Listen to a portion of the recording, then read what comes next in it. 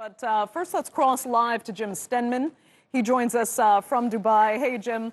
You know, at this meeting today, Mohammed bin Salman said that the GCC meeting will actually affirm Gulf, Arab, and Islamic solidarity and stability. What does he really mean by that? And is it believable after Saudi went so far to punish its own Arab neighbor, you know, over these foreign policy differences?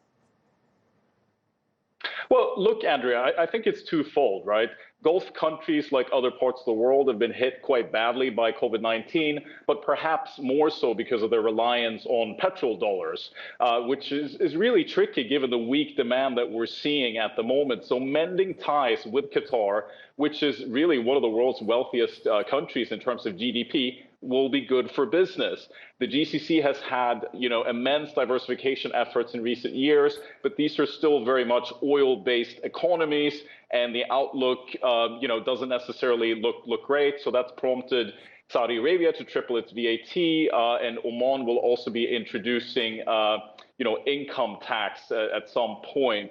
So normalizing ties is also a good look for the incoming Biden administration, which is likely to involve regional powers when it comes to renegotiating the Iran nuclear deal. And this Gulf unity that we're seeing is also putting up a front together, confronting Iran and some of its behavior in the region.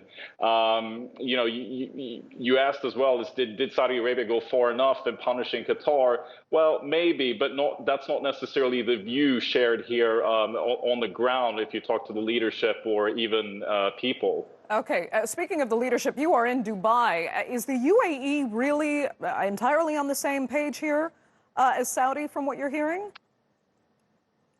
So that's a great question. I did speak to an expert on the region recently, and there has been a lot of warnings that, the UAE, the rift between the UAE and Qatar itself, so not Saudi Arabia, might be too deep to mend. But again, we have to remember the fact that Saudi Arabia holds immense influence across the GCC. We recently saw the normalization of ties between the UAE and Bahrain as well. And that really couldn't have happened without Saudi Arabia in some capacity giving its approval for that normalization. So we're just going to have to wait and see. But, in all likelihood, and it's certainly the expectation of the Trump administration, that we will very much go in that direction. Okay. So far, though, let's look at the actual, practical steps taken. Saudi has reopened, its border and its airspace with Qatar. But what other concrete steps will it take to actually formally end this standoff? Right. So you mentioned the reopening of the border there, and there's been some moves when it comes to Egypt as well. Again, waiting for what the UAE will do.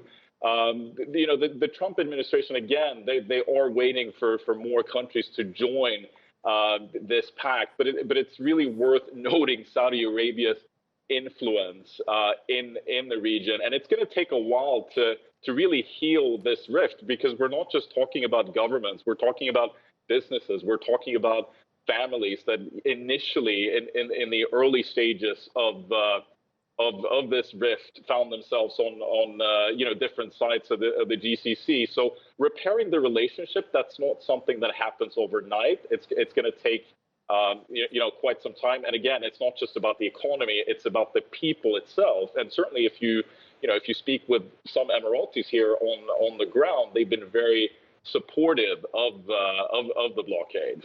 Okay, Jim Stenman joining us there from Dubai. Thank you for your insight.